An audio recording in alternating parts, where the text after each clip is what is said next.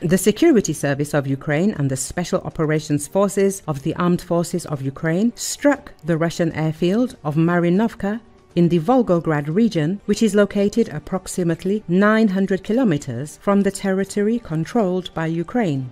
During the operation, 2 Su-34s were destroyed and 2 more were damaged. Russian propagandist fighter bomber on Telegram confirms the strike on the airfield with tactical aircraft. There is no point in commenting on anything. Another multi-billion-dollar loss that could and should have been prevented. And it would be nice if not only the idiots were held accountable for it. There is someone to work with here. Otherwise, it will continue like this. I am sure that we will respond to this with a bunch of angry and decisive telegrams, he writes. It should be noted that on June the 27th, the General Staff of the Armed Forces of Ukraine and the Security Service of Ukraine reported on the operation of the Defense Forces against enemy aircraft, during which the Marinovka airfield in the Volgograd region was hit with drones. As a result of this attack, 2 Su-34s were destroyed and 2 more such aircraft were damaged. In addition, the Ukrainian military struck a place where the occupiers serviced and repaired military aircraft. A fire broke out at this facility. The Su-34, a twin-engine, all-weather supersonic fighter bomber, is one of Russia's primary platforms for launching guided bomb and missile strikes against Ukrainian targets. These aircraft have been regularly used to drop gliding bombs equipped with correction and guidance modules, making them a persistent threat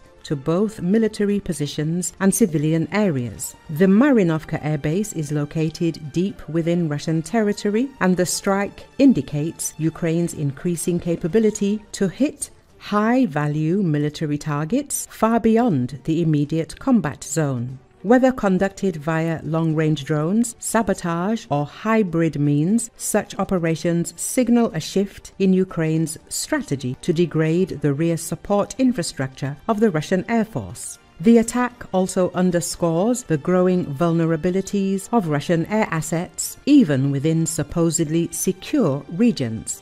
Any disruption to the Su-34 operations may have a tangible effect on the scale and frequency of Russian airstrikes along the front.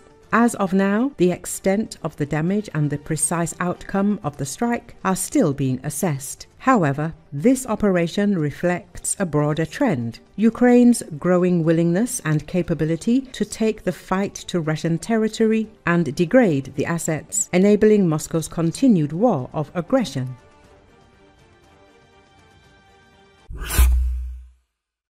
Fire engulfed the enemy's strategic infrastructure deep in the rear. On the evening of the 26th of June, strike drones from Ukraine's defense intelligence attacked the 1061st Material and Technical Support Center of the Russian Armed Forces in Bryansk, hitting fuel depots and rocket fuel storage, according to intelligence sources cited by Ukrainian. Bryansk is serving as a launch pad for Russian missile and drone attacks into Ukraine. In June 2025, Ukrainian forces intensified operations against Russian military infrastructure in Bryansk Oblast, including high-profile attacks on missile bases, airfields and railway infrastructure, resulting in the destruction of Iskander missile launchers, helicopters and ammunition depots. Local telegram channels initially reported the flight of unidentified, unmanned aerial vehicles, followed by a series of powerful explosions and a massive fire. There were 4 explosions. An oil depot is burning, wrote Bryansk residents on social media. According to the sources, the strike was carried out by Bobber Baklan Obry-type drones, models HUR frequently uses for deep raids behind Russian lines. This is part of a broader effort to undermine the Russian army's logistical capabilities, the source explained. The targeted depots supplied fuel and rocket components to Russian units across several frontline sectors. Their destruction marks yet another blow to Russia's rear infrastructure. Earlier, Ukraine conducted a historical military operation, Spiderweb, changing old approaches to warfare. The mission has become a symbol of a new era of asymmetric tactics, where innovative drone systems and high-tech solutions allow a non-nuclear nation to effectively challenge a nuclear power state. Recently, Ukrainian defenders continue to carry out precise strikes on military facilities and military equipment of the enemy on the territory of the Russian Federation. On June the 27th, the Special Operations Forces, together with other components of the Defense Forces, carried out an operation, within the framework of which Su-34 fighters were destroyed at the Marinovka airfield in the Volgograd region, the General Staff reports. The report noted that 4 enemy aircraft were hit by fire, as well as a place for servicing and repairing aircraft. The General Staff emphasized that the Su-34 is the main aircraft of the Russian Federation's tactical aviation. The aggressor country uses these fighter bombers to attack Ukrainian army positions and strike Ukrainian populated areas. In particular, these aircraft are used by the enemy to drop guided aerial bombs. In turn, the SBU clarifies that 2 of the 4 affected Su-34s were destroyed and 2 more were damaged. The report says that long-range drones were used against enemy aircraft. It also became known that a fire broke out at the facility where the enemy carries out repairs and maintenance of aircraft. The department noted that the defense forces are continuing operations aimed at weakening the aviation capabilities of the army of the aggressor country.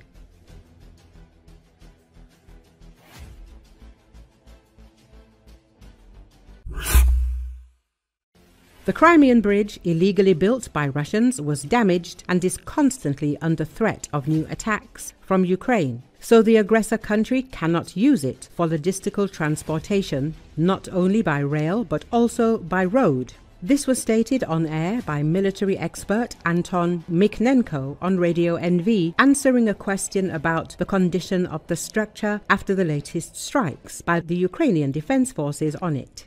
Mikhnenko noted that the General Staff of the Armed Forces of Ukraine can better comment on the state of the Russian bridge because it has more information. But if we rely on open access reports, it is indicated that the Russians are now using the railway that runs across the bridge less, but they are trying to run ferries sometimes to transfer weapons and military equipment, because they understand that the Crimean bridge, firstly, has received a certain damage, secondly, is constantly under fire, and thirdly, they see the instability of its operation. Because when threats periodically arise, it is impossible to let transport through. Traffic jams are created at the entrance and exit of the bridge.